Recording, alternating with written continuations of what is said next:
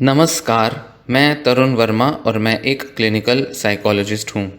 इस वीडियो में अपनी series schizophrenia real life stories को आगे बढ़ाते हुए आपसे एक नया केस डिस्कस करूँगा। और आज का केस होगा स्किज़ोफ्रेनिया के एक पेशेंट के बारे में जिसको स्किज़ोफ्रेनिया का नेगेटिव सिम्टम एक्सपीरियंस होता था, जिसमें कि मोटिवेशन की भारी कमी थी और कैसे आरटीएमएस के इलाज ने पेशेंट की मोटिवेशन के लेवल्स को बढ़ाने में काफ़ी मदद दी।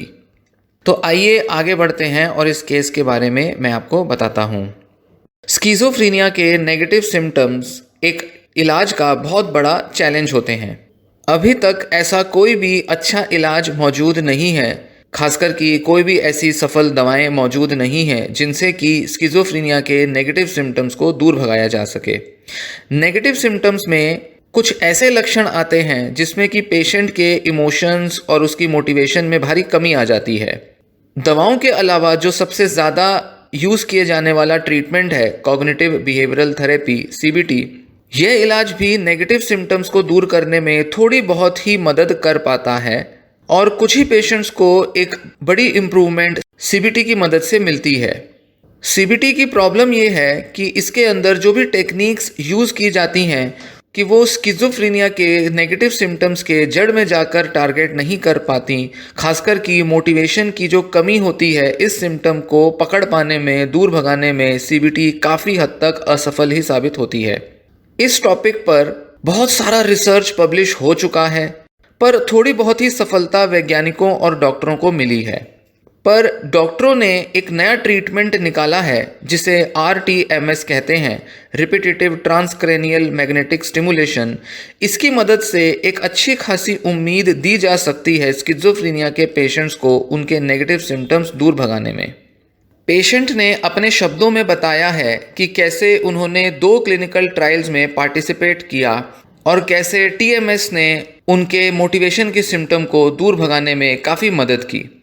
पेशेंट बताते हैं कि मेरा एक्सपीरियंस टीएमएस का तब शुरू हुआ जब मैं इसको लेकर काफ़ी डेस्परेट हो गया था। 2020 में मैं एक बहुत ही सड़ी गली ज़िंदगी जी रहा था।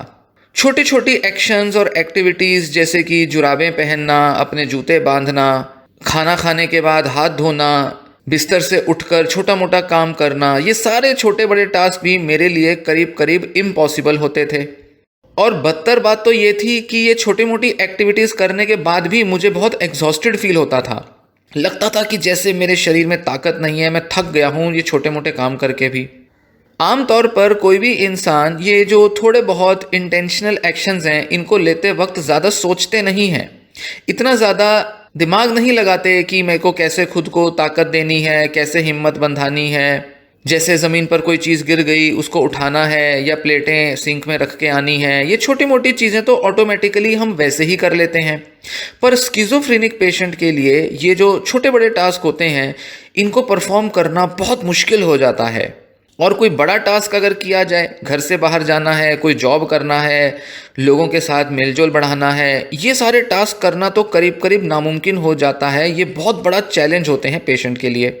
इस वजह से जो रिज़ल्ट निकलता है वो यही कि पेशेंट काफ़ी गंदगी में रहता है, अनऑर्गेनाइज्ड रहता है, उसके कमरे में उसके आसपास का माहौल बहुत ही बिखरा हुआ रहता है और वो बड़ी ही एक सड़ी गली लाइफ जी रहा होता है। लैक ऑफ मोटिवेशन मतलब इच्छा शक्ति की कमी होना, जिसे डॉक्टर एवोल्यूशन का सिम्टम कहते हैं, इसको मैं कुछ ऐसे कहूँगा कि जब एक व्यक्ति में वो चिंगारी की कमी होती है, कुछ ऐसा ही मेंटल स्टेट एक इंसान का बना रहता है। इतनी ज़्यादा हिचक होती है कुछ भी एक्शन लेने के लिए, जिसके लिए वो इंसान बहुत ही लाचार और बहुत ही मुश्किलें महसूस करता है। प्रॉब्लम ये है कि ऐसे छोटे मोटे एक्ट लेने के लिए लगता है कि कोई बड़ा रिवॉर्ड मौजूद ही नहीं है, कोई ऐसी चीज़ हासिल हो जाए जिससे कि मज़ा आ जाए, ऐसा कुछ मौजूद ही नहीं लगता। इसीलिए इस छोटे से काम को करने में भी बहुत भारीपन महसूस होता है और एक पेशेंट शरीर में बहुत तनाव का अनुभव करता है। जब मैं अपने साइकेट्रिस्ट से इस प्रॉब्लम के बारे में बात करता था तो वो बताते थे कि बहुत थोड़ी सी ही मदद इस बारे में दवाओं से मिल सकती है। इनफैक्ट जो दवाइयाँ डिल्यूजन्स और हेलुसिनेशंस को कम करने में मदद देती हैं, उन दवाइयों की वजह से भी मोटिवेशन में काफ़ी कमी आ जाती है इस बीमारी के दौरान। और साइकेट्रिस्ट कहते थे कि जो सबसे बेस्ट ट्रीटमेंट है, जो हेल्प कर सकता है, वो सीबीटी ही है। तो मैंने सीबीटी भी ट्राई की और उससे मुझे थोड़ी बहुत सफलता मिली। फ़ायदा तो ज़रूर हुआ, पर थोड़ा ही फ़ायदा हुआ। मेरे अंदर एग्जॉशन की फीलिंग्स बनी रहती थीं और मैं छोटे मोटे काम करके भी बहुत थक जाया करता था सीबीटी के इलाज के बाद भी। तो भले ही सीबीटी ने मुझे थोड़ी बहुत मोटिवेशन बिल्ड करने में तो मदद दी, पर मैं इसे कंटिन्यू नहीं कर पाता था और मैं थोड़े बहुत काम ही मोटिवेशन के साथ कर पाता था। जब मैं बार बार इस तरह की चर्चाएं डॉक्टरों से करता रहा, इस बारे में गूगल इंटरनेट पर सर्च करता रहा, तो मेरे साइकेट्रिस्ट ने मुझे एक डबल ब्लाइंड क्लिनिकल ट्रायल के बारे में बताया, जो कि एक बहुत ही बड़े अस्पताल में कंडक्ट किया जा रहा था, जिसमें टीएमएस के इलाज पर शोध हो रहा था। टीएमएस, जैसा कि बताया, ट्रांसक्रेनियल मैग्नेटिक स्टिमुलेशन। मैंने इस रिसर्च स्टडी में पार्टिसिपेट करने के लिए हामी भर दी, क्योंकि मुझे ये समझ आया था डॉक्टर से बात करके कि क्लिनिकल ट्रायल में पार्टिसिपेट करने के बाद टीएमएस की मदद से मैं अपने लक्षण तो दूर भगा ही सकता हूँ, पर साथ ही मुझे ये इलाज फ्री में मिल जाएगा, क्योंकि आमतौर पर टीएमएस का इलाज बहुत महंगा होता है। पहला जो क्लिनिकल ट्रायल था जिसमें मैंने पार्टिसिपेट किया, उसमें मुझे आरटीएमएस दिन में 2 बार दिया जाता था और ये इलाज 5 दिन तक मुझे दिया गया। आरटीएमएस ट्रीटमेंट लेने से पहले मेरे काफ़ी सारे एमआरआई स्कैन किए गए और मुझे काफ़ी सारे साइकोलॉजिकल टेस्ट करने पड़े, क्योंकि ये रिसर्च की रिक्वायरमेंट थी। डॉक्टर जांचना चाहते थे कि इलाज से पहले और इलाज के बाद मेरे दिमाग में, मेरे ब्रेन, मेरे माइंड में और मेरे बिहेवियर में क्या चेंज आए हैं। मुझे जो आरटीएमएस का इलाज दिया गया था वो एक तरह का स्पेशलाइज्ड आरटीएमएस प्रोसीजर था और इसके लिए एमआरआई की मदद से मेरे ब्रेन का एक 3D विजुअल क्रिएट किया गया था। जिन लोगों को टीएमएस के बारे में ज़्यादा नहीं पता, उन्हें मैं बताना चाहूँगा कि इसमें एक मैग्नेटिक कॉइल को आपके ब्रेन के सर के एक एरिया के ऊपर होल्ड किया जाता है और उस दिमाग के उस हिस्से को स्टिमुलेट किया जाता है मैग्नेटिक पल्सेस की मदद से। ये जो मैग्नेटिक पल्सेस हैं, ये उस कॉइल से जनरेट होती हैं। इस ट्रीटमेंट की इफेक्टिवनेस इस बात पर डिपेंड करती है कि उस कॉइल को किस जगह प्लेस किया गया है, लगाया गया है सर के ऊपर, और कितना ज़्यादा उसके अंदर पल्स दिया गया है और कितनी देर तक दिया गया है। टीएमएस जो मुझे मिला वो न्यूरो गाइडेड टीएमएस था। इसका मतलब ये है कि एमआरआई स्कैन की मदद से जो मेरे ब्रेन का एक मैप तैयार किया गया था, उस मैप के आधार पर मेरे सर के ऊपर एक ऐसे स्पेसिफिक हिस्से पर ये कॉइल को फिट किया गया था जो कि एक्यूरेटली उसी जगह पर असर डाल सकता था जिस हिस्से से मेरे लक्षण पैदा हो रहे थे। क्योंकि डॉक्टरों को ये समझ आ गया था मेरे ब्रेन की मैपिंग करके कि मेरे दिमाग का कौन सा हिस्सा ठीक तरह से काम नहीं कर रहा स्किज़ोफ्रेनिया की वजह से, जिस वजह से मेरे अंदर मोटिवेशन की कमी होती है। तो मेरे दिमाग का केवल वही हिस्सा स्टिमुलेट किया जाना था जिससे कि मेरी मोटिवेशन इंप्रूव हो। जिस दौरान मुझे आरटीएमएस मिल रहा था उस हफ्ते तो मैंने कुछ भी अलग महसूस नहीं किया, क्योंकि 5 दिन तक मिलना था, पूरा हफ्ता लग गया, पर मुझे कुछ खास बदलाव तो महसूस हुआ नहीं। पर एक दिन मैं सुबह सोकर उठा, मैंने अपने जूते पहने और मैंने बिना कुछ सोचे अपने कपड़े पहन लिए और मैंने अपने हाथ मुंह धोकर नहाकर तैयार भी हो गया। ये मेरे लिए बड़ा ही यूनिक एक्सपीरियंस था। मैंने देखा कि मोबाइल पर मेरी टाइपिंग भी थोड़ी फास्ट हो गई थी। कुछ तो मेरे साथ हो रहा था, कुछ तो इस बार अलग था। जब मैं दोबारा अपने घर कानपुर आया तो मैं अपने थेरेपिस्ट से हफ्ते में एक बार मिलने लगा। मेरे थेरेपिस्ट ने भी मेरे अंदर काफ़ी बड़े चेंजेस नोटिस किए। हालांकि वो बताते थे कि कुछ बदलाव बहुत ही बारीक हैं और ध्यान से नोटिस करने पर ही देखने में आए हैं, समझ में आए हैं, पर फिर भी वो कहने लगे कि मेरे अंदर कुछ अच्छे इम्प्रूवमेंट्स तो हैं। मेरी थेरेपिस्ट ने मुझे बताया कि मैं पहले से थोड़ा ज़्यादा थेरेपी के दौरान इंगेज्ड रहा हूँ, पहले से ज़्यादा मैंने ध्यान से थेरेपिस्ट की बातें सुनी हैं। अच्छी चीज़ ये रही कि इस ट्रीटमेंट के बाद मेरी सोशलाइजेशन भी थोड़ी बढ़ गई। मेरा सोशलाइज करने का मन करने लगा। मैं अपने कपड़े खुद पहनता था, जल्दी पहन लिया करता था और मैं कुछ भी एक्शन कर कर अब बहुत ज़्यादा थकता नहीं था। दवाओं की वजह से मेरे हाथ में कई बार कंपन महसूस होती थी, पर अब वो कंपन में भी थोड़ा बहुत रिलीफ आ गया था। पहले कुछ ऐसा होता था कि अगर मैं अपने शरीर से सीधा हाथ खड़ा करता था या सामने करता था तो मेरे हाथ शेक करते थे और वो स्टेबल नहीं रहते थे और ज़्यादा देर तक मैं अपना हाथ सीधा खड़ा करके रख भी नहीं पाता था। पर अब ये सब करने में मुझे थोड़ी आसानी होने लगी और जो मेरे हाथ की शेकीनेस थी वो भी थोड़ी बहुत कम हो गई। पर ये जो टीएमएस का इलाज मैंने लिया, इसने मुझे कंप्लीट रिलीफ तो अपने सिम्टम्स में नहीं दिया। कुछ महीने के बाद ये जो असर थे टीएमएस के, ये ख़त्म हो गए। मैं फिर से थोड़ा सुस्त महसूस करने लगा। मेरी प्रोग्रेस जो थी वो ख़त्म सी होती हुई दिखाई दी। इससे लड़ने के लिए मैं फिर से उस हॉस्पिटल गया और 2 साल तक मैंने करीब 4 बार इसी तरह मेंटेनेंस ट्रीटमेंट के तौर पर आरटीएमएस का इलाज लिया। मतलब मुझे 2 साल तक बार बार आरटीएमएस का इलाज लेना पड़ा। हर 4 से 6 महीने के बाद मैं ये इलाज दोबारा लेता था। मेरे थेरेपिस्ट ने मेरे जो डिप्रेशन के जो स्कोर थे उसका एक पूरा चार्ट बनाया, पूरा उसका रिकॉर्ड रखा और 2 साल तक जो मेरा टीएमएस से इलाज हुआ था, इस दौरान उन्होंने मेरी सारी जो सिम्टम्स की जो रिपोर्ट्स थी, फाइंडिंग्स थी, उनका एक रिकॉर्ड रखा। इन 2 सालों में प्रोटोकॉल जो था आरटीएमएस का वो करीब करीब एक जैसा रहता था। मुझे 10 आरटीएमएस सेशन मिलते थे, मतलब हफ्ते में 5 दिन और डेली के 2 सेशन, तो कुल मिला के हफ्ते में मुझे 10 सेशन मिलते थे। और हर बार जब भी मैंने ये इलाज लिया 5-5 दिन के लिए, हर बार मुझे पिछली बार के मुकाबले थोड़ा बेहतर तो महसूस होता ही था। कुछ ना कुछ एक्स्ट्रा बेनिफिट्स मैं हमेशा महसूस करता रहा। डिप्रेशन के स्कोर्स में देखने में आया कि मेरे अंदर जो हाई और लो मूड के जो फेजेस रहते थे, उनमें बहुत ज़्यादा फ्लक्चुएशंस अब नहीं होती थी। आरटीएमएस के इलाज को शुरू करने के टाइम मेरे अंदर डिप्रेशन के जो स्कोर्स थे, या तो वो बहुत लो हो जाते थे या फिर कई बार मैं बहुत ही हाई महसूस करता था। अब इसके अंदर इतनी बड़ी बड़ी वेरिएशंस होनी बंद हो गई थी और मैं काफ़ी स्टेबल मूड के साथ अपने को मेंटेन कर पा रहा था। मैंने ये पाया कि हर बार जब भी मैं आरटीएमएस का ये इलाज लेता हूँ 5 दिन का, तो इसके जो असर हैं वो करीब 4 से 5 महीने तक तो बने रहते हैं और करीब 1 से 1.5 महीने के बाद मुझे इसके सबसे अच्छे बेनिफिट्स नोटिस में आते हैं। मतलब मैंने 5 दिन का इलाज लिया, 1 हफ्ते 2 हफ्ते कोई फ़र्क नहीं आया, धीरे धीरे थोड़ा थोड़ा फ़र्क आता गया और करीब 1.5 से 2 महीने के बाद मुझे सबसे ज़्यादा अच्छे असर देखने में आए। फिर धीरे धीरे तीसरे चौथे महीने में असर कम हो जाते हैं और 5-6 महीने के बाद ये असर काफ़ी हद तक ख़त्म से हो जाते हैं। पर हर बार जब भी मैं ये इलाज लेता, मैंने देखा कि मैं अपनी जो डे टू डे फंक्शनिंग है उसमें कुछ ऐसे गेन्स करता गया, कुछ ऐसे इम्प्रूवमेंट करता गया जो कि पहले कभी देखने में आती ही नहीं थी। ज़िंदगी जीना मेरे लिए अब थोड़ा आसान हो गया था। बहुत मेहनत नहीं लगती थी, बहुत थकान नहीं होती थी रोज़मर्रा के कामों में, और मैं किसी भी तरह के एक्शन को पहले के मुकाबले कम रेजिस्टेंस के साथ परफॉर्म कर लिया करता था। मेरा जो एवोल्यूशन का जो सिम्टम था वो डिसअपियर कर रहा था, मतलब ख़त्म होता जा रहा था। मैं काफ़ी अच्छा कर रहा था अपनी लाइफ में, काफ़ी रिलैक्स्ड रहता था, मोटिवेशन बहुत हाई थी और मेरे अंदर वो चिंगारी अब महसूस होने लगी थी जिससे कि मैं कोई भी काम अपने आप जल्दी शुरू कर लिया करता था। 2022 सितंबर में मैंने दोबारा से उस हॉस्पिटल को कांटेक्ट किया ताकि मैं अपने इलाज का फॉलोअप करा सकूं। मुझे ऐसा बताया गया कि एक और नया क्लिनिकल ट्रायल किया जा रहा है जो इस बार डबल ब्लाइंड नहीं है। प्रोटोकॉल जो है वो काफ़ी इंटेंसिव है।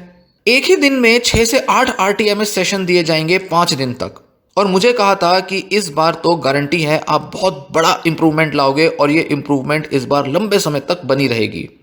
मैंने सुना था कि डॉक्टर ने ये जो प्रोसीजर मुझे बताया है, इसे मेजर डिप्रेसिव डिसऑर्डर के इलाज के लिए एफडीए से अप्रूवल मिल चुका है और एमडीडी मतलब मेजर डिप्रेसिव डिसऑर्डर के इलाज में ये गेम चेंजर ट्रीटमेंट के तौर पर साबित हुआ है ये वाला प्रोटोकॉल। और कुछ पेशेंट्स में तो टोटल रेमिशन हो गया है उनके लक्षणों में, मतलब पूरी तरह से ठीक हो जाते हैं इस आरटीएमएस के इलाज के बाद, मतलब जिसमें एक दिन में 6 से 8 सेशन दिए जा रहे हैं 5 दिन तक। दिसंबर 2022 में मैंने अपने इस सेकंड क्लिनिकल ट्रायल में पार्टिसिपेट किया और मुझे इलाज मिलना शुरू हुआ। बेसिकली ये जो ट्रायल था ये भी पहले जैसा ही था। दोनों ट्रायल्स में इलाज के पहले और इलाज के बाद असेसमेंट किए गए, एमआरआई लिए गए। जो टेस्ट होते थे उनमें मेरी मेमोरी को, मेरी थिंकिंग एबिलिटी को, मेरी कॉग्निटिव स्किल्स को टेस्ट किया जाता था। Problem solving skills, probabilistic thinking, कई तरह के टास्क मैंने परफॉर्म किए जिसमें कि डॉक्टरों ने मेरे स्कोर्स को नोट डाउन किया। एमआरआई करते दौरान मुझे ऐसा टास्क दिया गया जिसमें मुझे कहा गया कि जब भी आप एक शहर की इमेज देखते हो तो आप क्लिक करना, और जब आप एक पहाड़ की इमेज देखते हो तो क्लिक करने से बचना। कुछ इस तरह के टेस्ट लिए जाते थे। कुछ कंप्यूटर पे थे तो कुछ पेपर पेंसिल टेस्ट थे। पहले क्लिनिकल ट्रायल के बाद तो मैंने बहुत ज़्यादा इम्प्रूवमेंट अपने में देखी ही थी, पर ये सेकंड ट्रायल के बाद जिसमें मुझे इंटेंसिव आरटीएमएस दिया गया था, रिजल्ट्स जो थे वो तो ड्रामेटिक थे। चमत्कारी असर मैंने नोटिस किए अपने में। जो साइकोलॉजिकल टेस्ट मुझे दिए जाते थे, जो कि कंप्यूटर पर भी परफॉर्म करने होते थे और कुछ अलग से कुछ ऑब्जेक्ट्स की मदद से भी डॉक्टर मुझसे परफॉर्म कराते थे, इन पर मेरी परफॉर्मेंस ड्रामेटिकली इंप्रूव होने लगी। मैं खुद नोटिस कर पाया कि आरटीएमएस से पहले मैं थोड़ा सुस्त था इन टास्क पर आरटीएमएस के बाद तो मुझे खुद महसूस हो रहा है कि मेरी परफॉर्मेंस अब अच्छी हो गई है। और कंप्यूटर पर जो कीबोर्ड की एक गेम मुझे दी गई थी, उसमें तो मैंने और भी ज़्यादा ड्रामेटिक चेंजेस देखे। इस इंटेंसिव आरटीएमएस के सेकंड ट्रायल के बाद, जिसमें मुझे 39 आरटीएमएस सेशन दिए गए थे 5 दिन के लिए, मैं काफ़ी डिफ़िकल्ट टास्क अब करने लगा था और अपनी उंगलियों को ज़्यादा अच्छे से इस्तेमाल करता था और मेरी जो प्रोसेसिंग स्पीड थी, मतलब किसी भी काम करने को जो मेरी स्पीड थी वो बहुत तेज़ हो गई थी। इलाज के बाद मैं फिर से अपने शहर कानपुर आ गया और मैंने इस बार अपनी एक्टिविटी लेवल्स में ड्रामेटिक चेंजेस नोटिस किए। पहले मैं जब घर से बाहर जाता था तो मैं अक्सर आसपास जो दुकानें हैं उन पर ध्यान ही नहीं देता था और बड़ी सुस्ती से चलता था और जैसे तैसे मन मारकर घर से बाहर निकलता था। पर इस बार मैंने देखा कि मैं बाज़ार जाकर अब शॉपिंग करने का मेरा मन होता है। मेरा ड्राइविंग में भी अब दोबारा से इंटरेस्ट आने लगा था। ड्राइविंग करते दौरान मेरा फोकस, मेरा कंसंट्रेशन इंप्रूव होने लगा था। पहले छोटे मोटे काम करने में भी जो मुझे इतनी मेहनत लगती थी, पर इन कई हफ्तों तक ट्रीटमेंट लेने के बाद मुझे लगा कि अरे अब तो मैं काम को बड़े आसानी से पूरा कर लेता हूँ। पहले जैसे तैसे करके शुरू तो कर लेता था पर पूरा नहीं कर पाता था। अब तो मेरे काम कब पूरे हो जाते हैं मुझे पता ही नहीं चलता। और ये जो बदलाव थे ये कोई लीनियर नहीं थे। ऐसा नहीं था कि हर रोज़ थोड़ा थोड़ा इंप्रूवमेंट हो रहा है। कई बार ऐसे दिन होते थे जब मुझे लगता था कि मेरे अंदर फिर से मोटिवेशन की कमी आ गई है, मैं फिर से पहले जैसा हो रहा हूँ, मेरे अंदर सुस्ती आ रही है। पर बावजूद इसके मेरे अंदर जो ओवरऑल प्रोग्रेस थी उसके अंदर एक अपवर्ड ट्रेंड, मतलब एक कांस्टेंट इंप्रूवमेंट ज़रूर देखी गई और ये बहुत ही ड्रामेटिक थी इस बार। अगर मैं अपने हाथों की बात बताऊं तो मेरे एक गिटार टीचर थे, क्योंकि मेरे को गिटार सीखने में इंटरेस्ट था, मैं सीखता था। उन्होंने भी नोटिस किया कि मैं पहले के मुकाबले ज़्यादा अच्छे से गिटार बजा रहा हूँ। खासकर कि फर्स्ट ट्रायल के बाद उन्होंने मुझे बताया था कि थोड़ा बहुत इंप्रूवमेंट तो था, पर इस बार के तुम्हारे इलाज से तो तुम बहुत अच्छा गिटार बजा पा रहे हो, ऐसा उन्होंने मुझे फीडबैक दिया।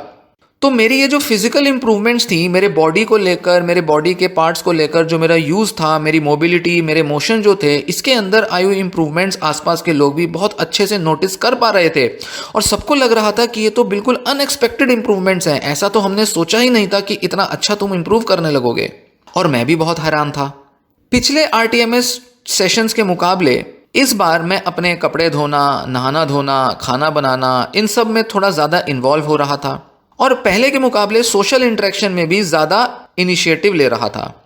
फर्स्ट ट्रायल के दौरान मेरी जो मेजर इंप्रूवमेंट थी वो सेल्फ केयर में थी, मतलब खुद की देखरेख करने में, अपना रूटीन बनाने में, बस जैसे तैसे मेरी रूटीन बन जाए, इसी पर मेरा फोकस था। पर इस बार मेरा फोकस एम्प्लॉयमेंट पर भी आने लगा, मतलब अब मेरा जॉब ढूंढने का मन करने लगा और मुझे लगा कि अब मैं अपनी लाइफ और अच्छी बनाता हूँ और एक सेटिस्फाइंग लाइफ अचीव करने की तरफ आगे बढ़ता हूँ। इस बार मेरा ध्यान और ज़्यादा प्रोडक्टिव होने पर था। एक अच्छी चीज़ ये रही कि मैंने वक्त के साथ ऐसा देखा कि ये जो ट्रीटमेंट के इफ़ेक्ट्स हैं ये अब ख़त्म नहीं हो रहे हैं, ये इफ़ेक्ट्स बने हुए थे।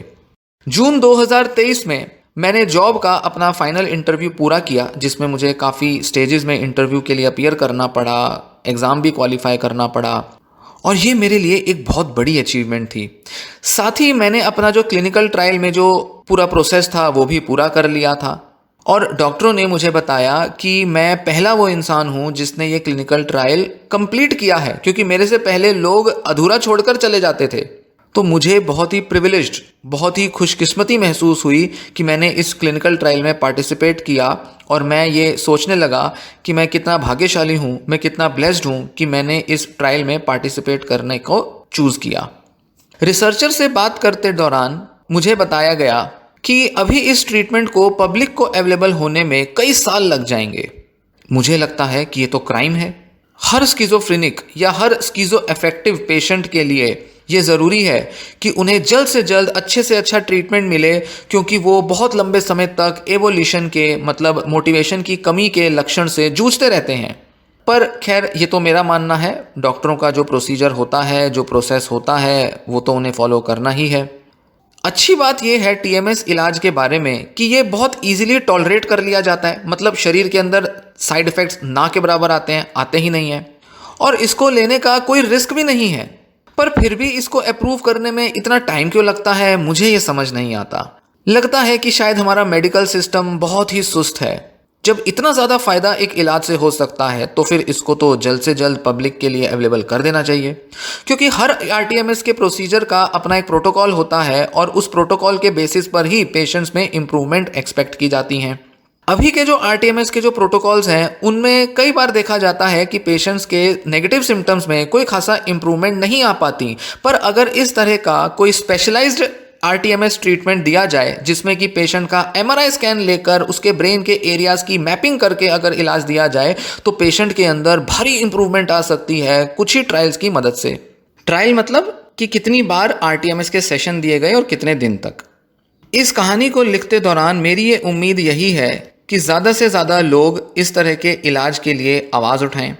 मैं पूरी कोशिश कर रहा हूँ कि इस इलाज के लिए सही से एडवोकेसी की जाए और विश्व भर के जितने भी संगठन हैं, जितने भी डॉक्टर्स या उनकी टीमें हैं, उनको इस चीज़ के लिए ज़्यादा से ज़्यादा रिक्वेस्ट किया जाए कि वो जल्द से जल्द इस ट्रीटमेंट को पब्लिक के लिए अवेलेबल कराएं।